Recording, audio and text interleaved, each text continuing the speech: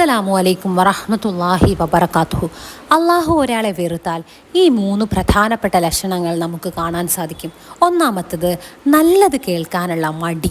അതായത് അള്ളാഹുവുമായി ബന്ധപ്പെട്ട കാര്യങ്ങൾ, ഇസ്ലാമുമായി ബന്ധപ്പെട്ട പ്രഭാഷണങ്ങൾ, നല്ല ഉപദേശങ്ങൾ എന്നിവ കേൾക്കുന്നത് അവർക്ക് വല്ലാത്ത ഒരു വെറുപ്പുള്ള കാര്യമായി തോന്നും. രണ്ടാമത്തത് സൽക്കർമ്മങ്ങൾ ചെയ്യാനോ ഇബാദത്തുകൾ ചെയ്യാനോ അവർക്ക് വല്ലാത്ത മടിയും അലസതയുമായിരിക്കും. അത് അവർക്ക് വല്ലാത്ത ഒരു ഭാരമായി തോന്നും. അങ്ങനെ അവർ അള്ളാഹുവിൽ നിന്നും അകന്നകന്നു പോകും.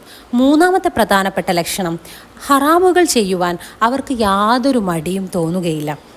അവർ നിരന്തരം ഹറാമുകളിൽ മുഴുകിക്കൊണ്ടിരിക്കും.